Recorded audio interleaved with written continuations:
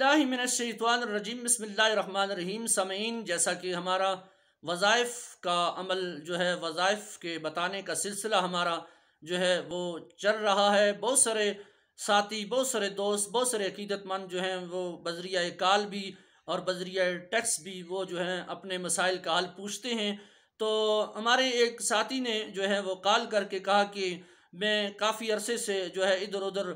روزی کی تلاش میں ہوں اور نوکری کی تلاش میں گھوم رہا ہوں، لیکن بہت جگہ میں نے انٹرویو بھی دیے ہیں، بہت جگہ میں نے جو ہے جہاں پر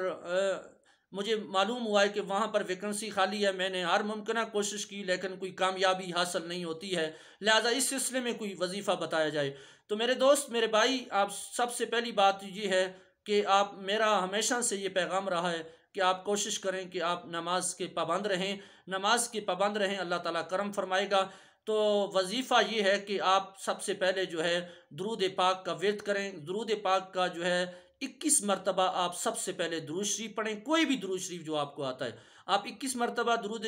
شریف پڑھیں، اور پھر درود شریف پڑھنے کے بعد آپ جو ہے نا سورت اخلاص، قل هو اللہ احد اللہ الصمد لم یلد ولم یولد ولم یکن لہ کفوا احد، یہ سورت اخلاص ہے۔ لیکن اس کے پڑھنے کا طریقہ یہ ہے کہ آپ جب بسم اللہ الرحمن الرحیم پڑھیں، اس کے بعد آپ پڑھیں قل هو اللہ احد،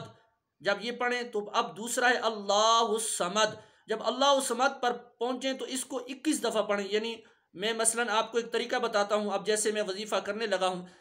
میں سب سے پہلے 21 دفعہ درود شریف پڑھ لیا، بسم اللہ الرحمن الرحیم، قل هو اللہ احد اللہ الصمد اللہ الصمد اللہ الصمد اللہ الصمد اللہ الصمد اللہ الصمد، یہ 21 دفعہ پڑھیں۔ جب آپ کا 21 دفعہ یہ اللہ الصمد پورا ہو جائے تو پھر کہیں لم یلد ولم یولد ولم یکن لہ کفوا احد، پھر آپ جو ہے نا دوبارہ بسم اللہ الرحمن الرحیم، یعنی یہ سورت اخلاص اس طرح، اس ترتیب سے آپ جو ہے نا 21 مرتبہ آپ نے پڑھنی ہے۔ اور خصوصاً اگر کوشش کریں کہ آپ رات کے وقت اگر پڑھیں تو زیادہ اچھا ہے، نہیں تو پھر صبح فجر کی نماز کے بعد آپ اس وظیفے کو کریں، اور جب آپ کا 21 دفعہ سورۃ فاتحہ مکمل ہو جائے، اس میں جو لفظ اللہ الصمد ہے اس کو آپ نے 21 مرتبہ پڑھنا ہے، اور اس کے بعد آخر میں پھر درود شریف 21 دفعہ پڑھ کے 21 دن تک انشاءاللہ آپ کامل یقین کے ساتھ آپ یہ وظیفہ پڑھیں گے، میرا رب مہربانی کرے گا، غیب سے آپ کو انشاءاللہ آپ کی روزی کے خزانے آپ کے اللہ تعالیٰ کھول دے گا،